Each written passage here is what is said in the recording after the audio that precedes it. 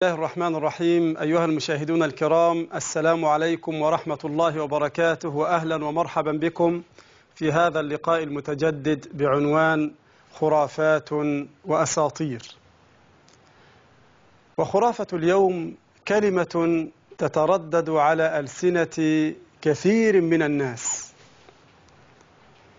إذا سألته عن رجل كان صديقا لك قديما ثم توفي هذا الرجل فأراد أن يخبرك عن موته، ماذا يقول؟ يقول بعض الناس: ربنا افتكره، ربنا افتكره.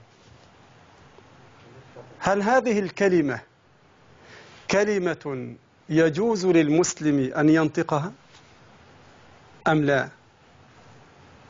أولا نحلل معانيها. ربنا افتكره، الافتكار هو التذكر، والتذكر يكون بعد النسيان، وهذا الشيء في الإنسان ينسى ويتذكر، لكن الله عز وجل لا يعتريه نسيان أبدا.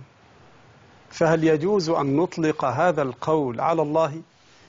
هل يجوز أن نقول ربنا افتكره؟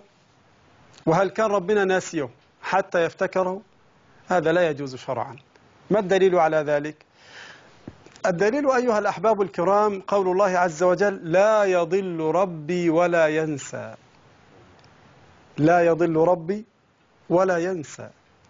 فالله عز وجل يعلم كل شيء في الكون. أنت كمسلم ينبغي أن تعتقد أن الله عز وجل يعلم دبيب النمل على الصخر في الليلة الظلماء. ينبغي أن توقن بأن الله عز وجل يعلم خائنة الأعين وما تخفي الصدور. فالله عز وجل لا يخفى عليه شيء في الأرض ولا في السماء. والله تبارك وتعالى مطلع عليك، ناظر إليك، مراقبك في كل شيء. ولذلك لو اعتقد المسلم هذه العقيدة بأن الله مطلع عليه لا يمكن أن يعصى الله أبدا. خلى رجل بامرأة يوما والعياذ بالله، أراد منها الفحشاء، فقالت: غلق الأبواب والنوافذ. قال: غلقت جميع الأبواب وجميع النوافذ. قالت: ولكن بقي الباب الذي بيننا وبين الله، فقام عنها ولم يصبها بسوء.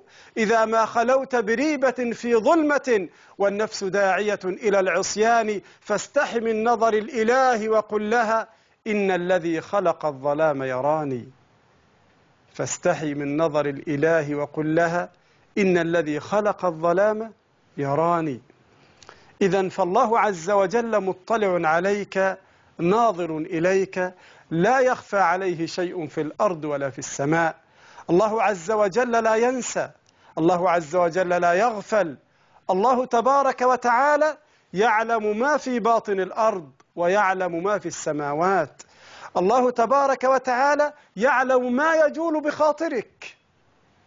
فالله عز وجل لا ينسى شيئا، ولذلك لا يجوز أن نقول ربنا افتكره، وإنما نقول توفي إلى رحمة الله، أو مات نسأل الله أن يرحمه، أو مات فلان غفر الله له، أو غير ذلك من هذه الألفاظ الشرعية.